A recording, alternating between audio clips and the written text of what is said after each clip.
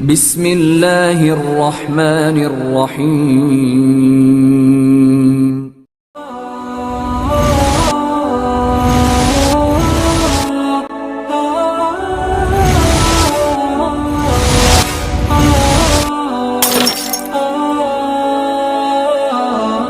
Mungkin itu itunya ya Ustaz ya, perjalanan singkatnya lah ya, singkatnya. pendidikan Ustaz Khalil Bustami luar biasa, masya Allah. Alhamdulillah.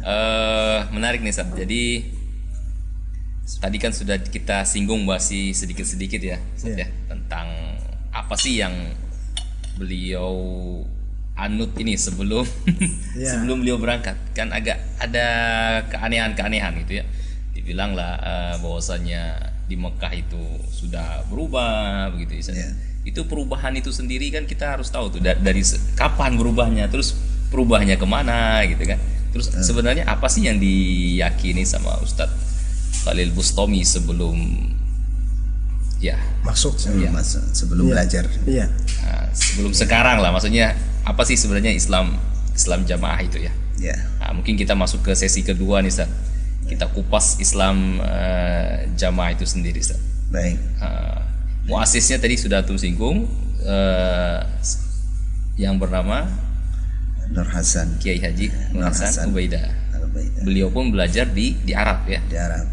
Masya Allah. Itu memang beliau belajar di sana Ustaz, atau berangkat ya Pak? Ya, mungkin nanti sedikit saya singgung menurut saksi mata yang mendampingi beliau di sana. Jadi berbicara Islam jamaah ini sebenarnya nama yang paling dikenal Islam jamaah. Islam jamaah.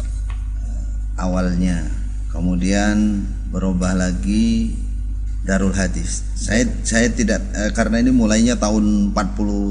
Ya. Saya belum tahu, belum ada. Nama Islam jamaah itu Ustaz ya? Ya, jadi menurut yang saya dengar berganti-ganti nama lah. Pernah Islam jamaah, kemudian Darul Hadis. Kemudian perjalanannya mereka supaya lebih aman pergerakan itu, mereka bikin semacam organisasi. Dulu ada namanya YPID, kemudian Lemkari, berubah lagi, sekarang menjadi salah satu lembaga dakwah Islam Indonesia. Ya. Dan masih eksis sampai sekarang ya. Itu baju aja. Ibaratnya baju. Kalau keyakinan, akidah, kemudian pengajaran dan lain, nggak ada perubahan. Isi tetap ya. Isi tetap. Meskipun kulitnya berubah, sampulnya berubah. Iya, sampulnya berubah, isinya tetap. Isinya tetap.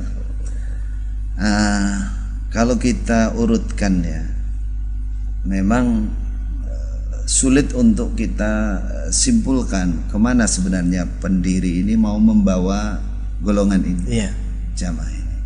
Apakah dia mau membawa ke negara Islam, khilafah, ataukah dia hanya sekedar istilahnya bahasa Jawa itu ngotai, membelenggu umat supaya ikut dia, supaya ikut dia saja, ikut pelajaran dia saja, ataukah dia punya tujuan lain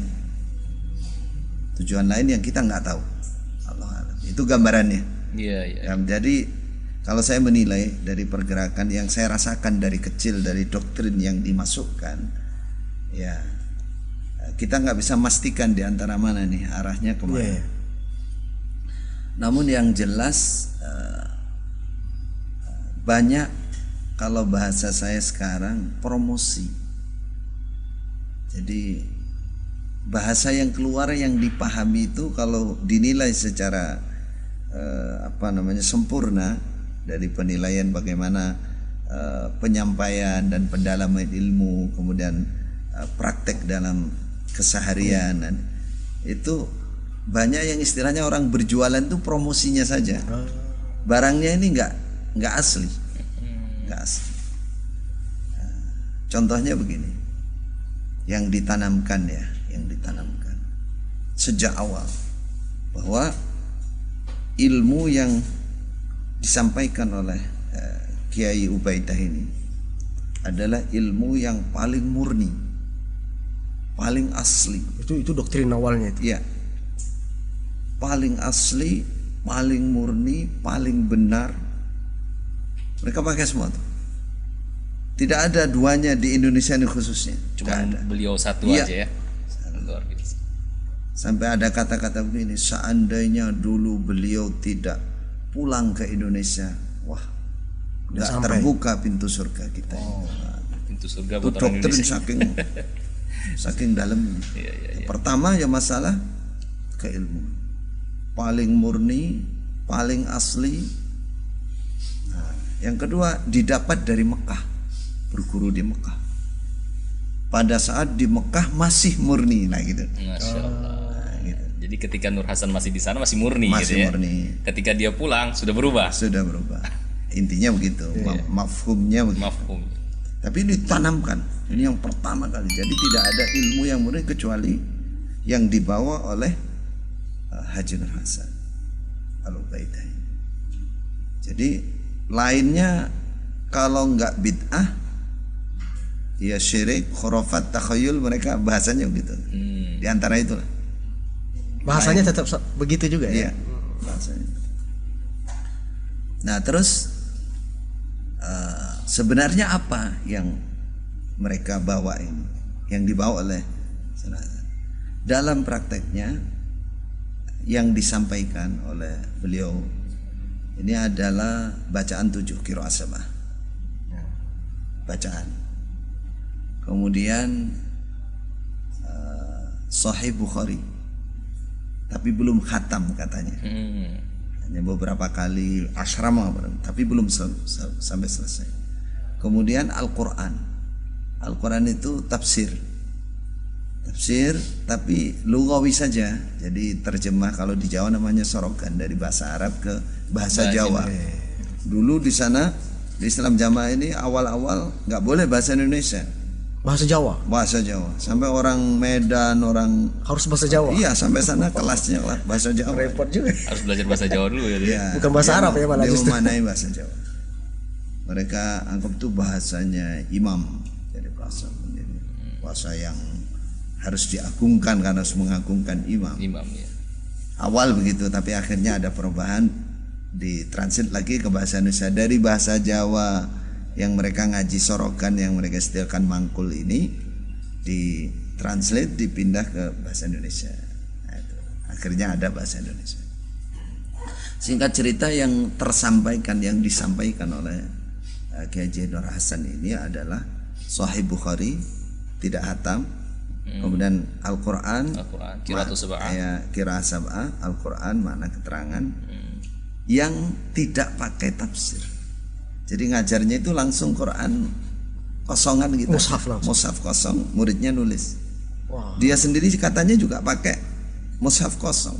Mushaf kosong. Mushaf kosong. Makanya disitulah mereka yakin ini hafid, ini orang yang Siqah ini. Sebentar, ahli. mushaf kosong itu kosong dari terjemah atau Kosong dari terjemah ya. Kosong betul. dari terjemah. Ya, betul. Jadi tidak Berarti Arabnya ada, mushafnya ada. Ya, ada. mushafnya ada. Oke.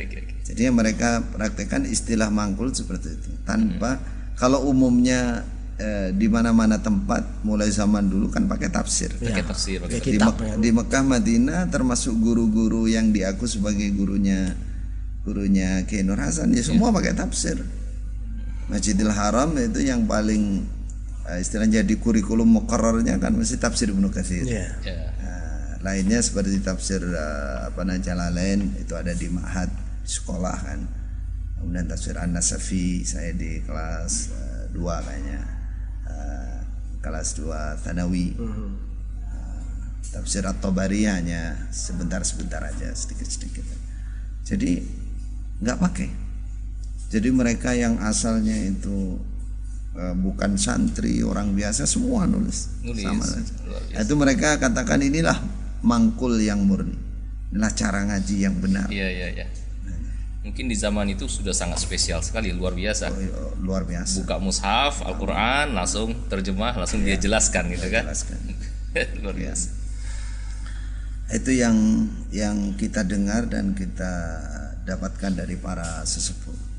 Tapi di balik itu, kalau apa ya, untuk mendoktrin jamaahnya ini bahwa Kiai Junan Hasan ini orang yang terhebat. Dia hafal Quran 1 bulan. Masya Allah. Dia mau dijadikan juru hukum di Mekah dan lain-lain yang disebut dengan karomah. Iya. Jadi tidak ada duanya di Indonesia, hanya satu. Sehingga para jamaahnya itu betul-betul udah satu kacamata kuda, satu arah ini aja.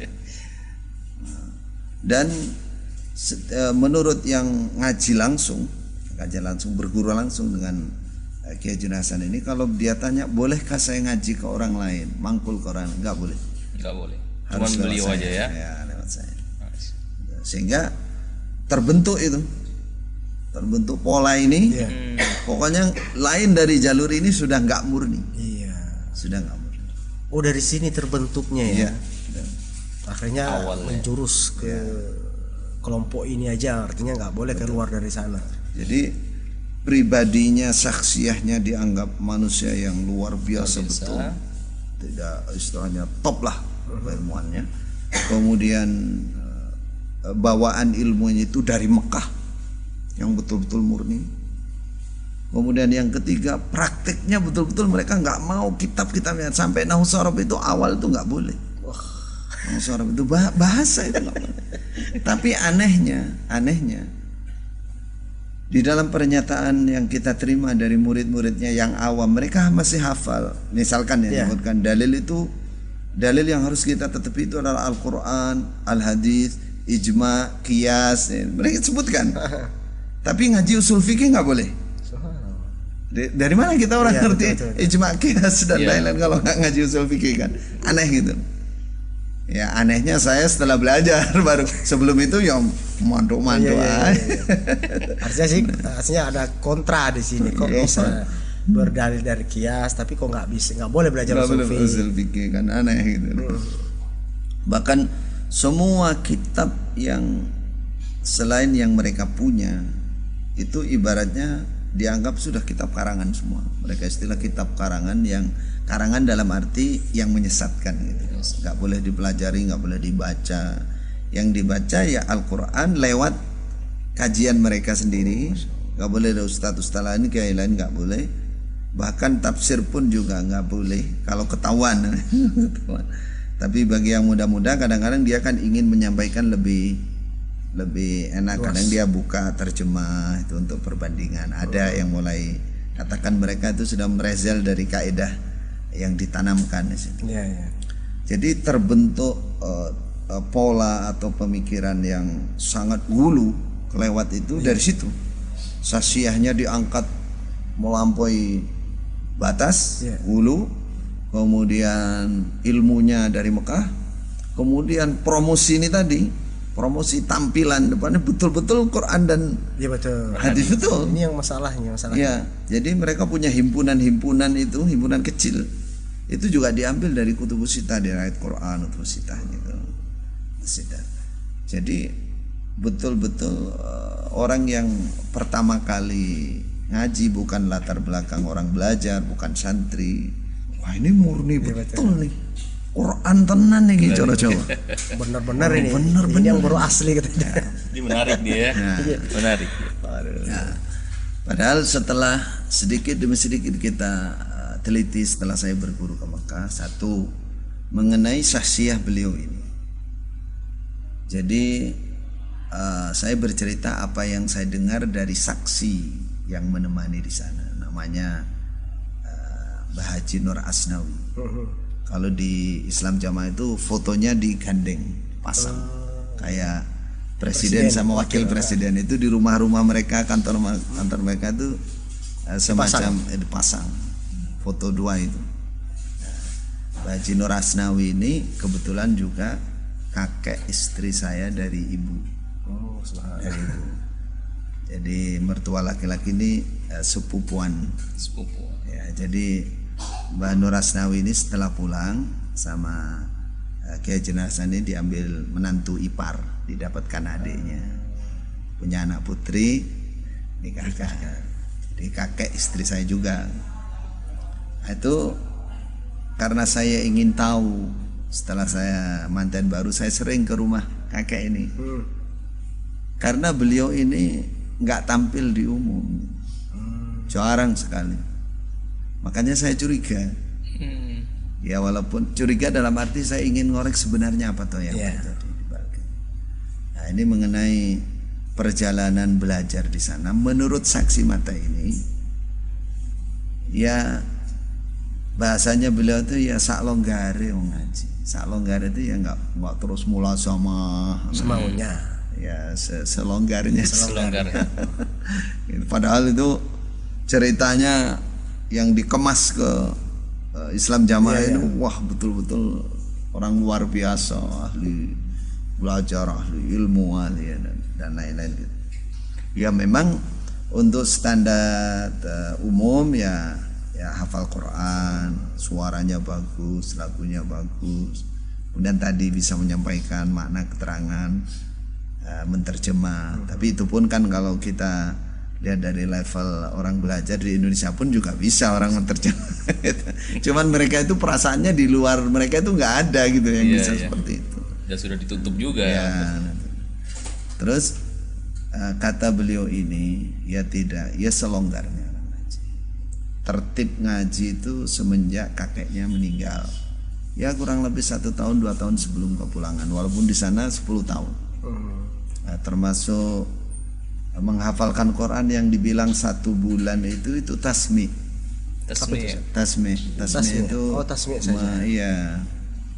Jadi yang Mbah Nur Hasnawi sebelum Kiai Nur Hasan ini tasmi ke gurunya, katanya sih sebagian pada Syekh Abu Sama Abdul Zahir itu disemakkan dulu ke Mbah Nur Hasnawi ini. Katanya Mbah Nur, iya aku nyemak 1 bulan. Nah, berarti hafalnya bukan 1 bulan, Mbah. Yora. Yo teko itu wis apalan gitu. Dari mulai dari datang itu bahkan sebelum ke Mekah itu di Madura, kebetulan di pondok nenek moyang saya juga. Di Madura sana di Batu Ampar. Nah. Sebelum ke Mekah sudah menghafalkan sambil tabarruk di kuburan Syekh siapa di syirik juga ya. Artinya di dalam di Islam Jamaah ini dikabarkan hafal Quran 1 bulan. Nah, saksi mata langsung benar kan sebelum ke Mekah aja sudah hafalan. Cuman tasmi itu sebelum kepulangan itu 1 bulan. Artinya setornya. Setor hafalan. Itu pun mungkin baca kali atau bagaimana Ustaz? Allahu alam enggak ada. Jadi yang Mbah Nur ini yang dia nyemak hafalannya. Nyemak hafalan 1 bulan. Bukan hafal 1 bulan. Bukan. Dari nol langsung 1 bulan 30 juz. Oh itu luar biasa. Memang namanya. Tapi diangkatnya begitu. Iya. Nah, nomor 2 yang diangkat lagi hafal 49 hadis. Mereka katakan 49 hadis, bahasa mereka itu yang dimaksudnya 49 kitab hadis. Wow, luar biasa. Nah, jadi Allahu alam di mana letak mereka salah pahamnya, apa sengaja dikarang cerita itu atau salah paham 49 hadis barangkali Arbaun Nawawiyah yang sampai 50 itu mungkin ya barangkali loh. Iya. Saya belakangan mikirnya gitu, mungkin hanya 49 nanti Arbaun Nawawiyah. Sebenarnya itu.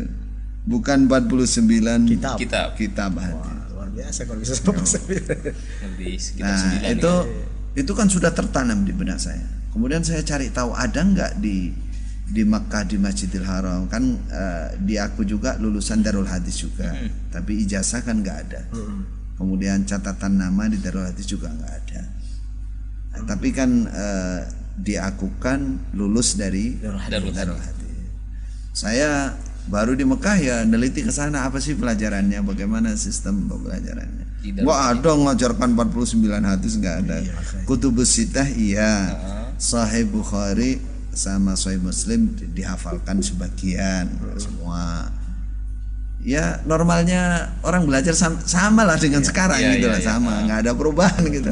Tapi yang ke bawah ini kemasannya 49 hadis hafal. luar biasa. dan Jadi lengkap sanad-sanadnya, sanad yang mutasil ini tadi. Jadi di situ Wow. apa namanya memotivasi biar tambah gulu lagi di situ Ya. kan. Aduh. Kesannya begitu, tapi kenyataannya di sana di Darul Hadis yang nggak ada namanya, ijazahnya ya juga nggak ada. Kemudian sanad 49 hadis katanya hilang waktu perjalanan di kota Kediri itu, dari Jalan Doho ke Pondok, ketinggalan di becak terus hilang. Tapi yang tanda tanya kalau itu sanad benar kan tinggal balik aja ke Mekah kan? betul. Tinggal minta aja. Kalau ijazah kan tinggal merujuk aja. Proses lagi ya. Ya kan mudah saja, bukan hal yang sulit gitu. Nah, itu semakin tanda tanya nggak benar nih berita-berita ini gitu. Kita nggak meremehkan kemampuan beliaunya, ya memang bagus, bacanya ada rekaman saya dengar juga bagus, penyampaian juga bagus. Cuman kalau dibilang hafal Quran 1 bulan kemudian hafal 49 hadis cuma orang di Mekah saja itu istilahnya yang hafal seperti itu orang-orang tertentu saja, hafal kutubus sittah itu memang orang-orang tertentu saja. Nah, itu. Jadi cara belajarnya ya biasa saja. Kemudian qiraah sab'ah itu juga nggak mengajarkan kaidahnya qiraah sab'ah, jadi langsung baca aja, langsung baca. Jadi Talaki itu saja. ya talaki itu aja. Kalau di Masjidil Haram kan 6 tahun itu Ya. di Darul Arqam itu harus murajaah hafalan dulu 2 tahun, kemudian menghafalkan bait-bait Syatibiyah itu kan sampai 4 tahun. Ini katanya saya tanya sama Mbak Nur, ini belajarnya di mana? Oh di Syekh yang Ghazawi apa siapa itu, di perumahan, nggak di Masjidil Haram. Belajar bacaannya itu.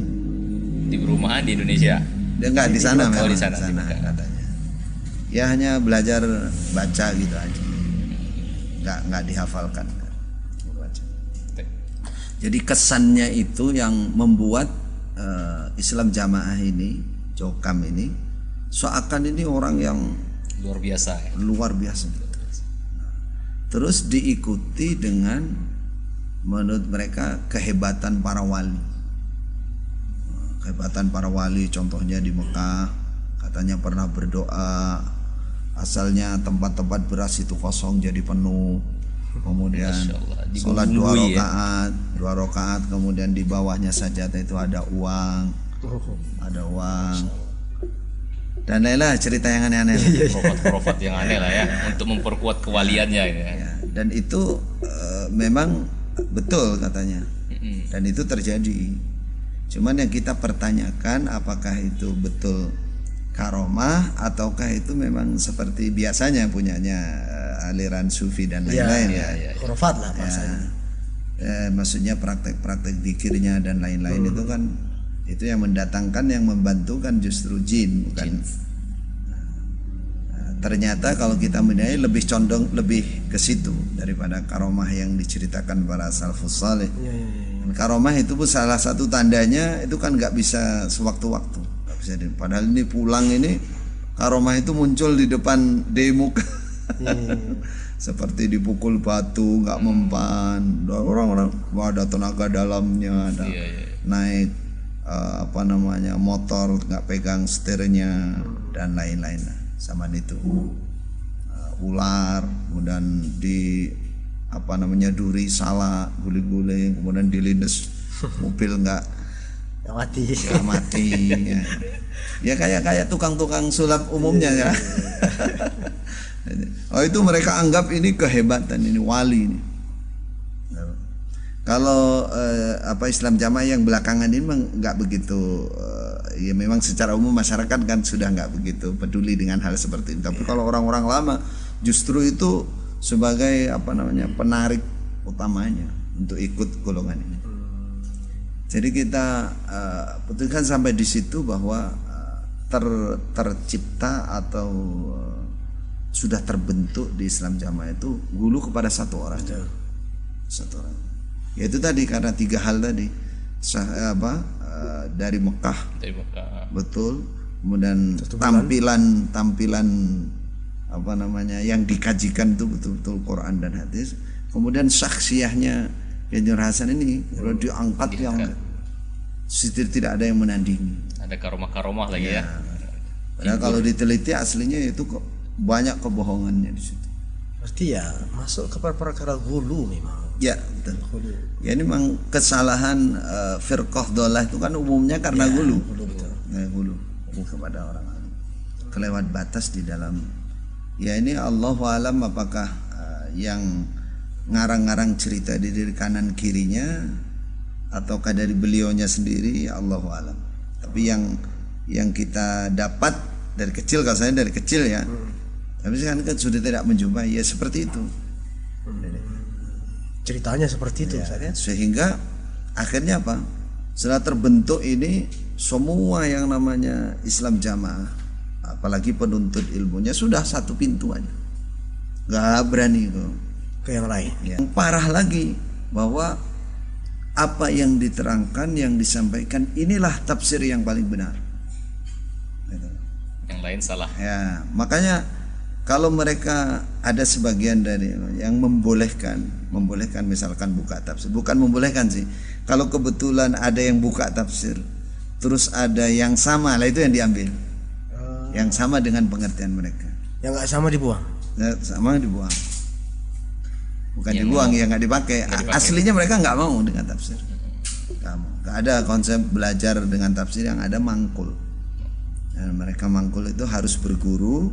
Setelah kita tanya musnad mutasil ya seperti Al-Quran, kita tanyakan Al-Quran dari mana tafsir ini, mana rujukannya, mana sanadnya, kan nggak ada semua. Tapi di sisi lain kayak buku-buku tafsir itu mereka tetap akui gitu, misalnya kayak tafsir Ibnu Katsir atau Tabarani atau Bari misalnya, itu tetap mereka akui kalau itu benar gitu, atau nggak boleh sama sekali kita buka tafsir itu. Jadi kalau zaman dulu pokoknya tafsir itu mereka katakan kitab karangan, kitab karangan yang menyesatkan, jadi harus berguru. Belakangan seperti generasi saya ini, ya saya lah terutama, mulai berani buka-buka walaupun sembunyi-sembunyi, karena saya punya guru orang lama juga yang juga buka-buka secara sembunyi-sembunyi. Kayaknya kita buka-buka juga. Tapi ya karena pikiran terdoktrin, yang dibuka itu yang dicari yang sesuai dengan pemahaman, yang kira-kira sesuai dengan pemahaman. Kadang-kadang ya dipotong-potong ngambilnya, potong itu kalimatnya dipotong. Ya diambil yang kira-kira bisa untuk pembenaran.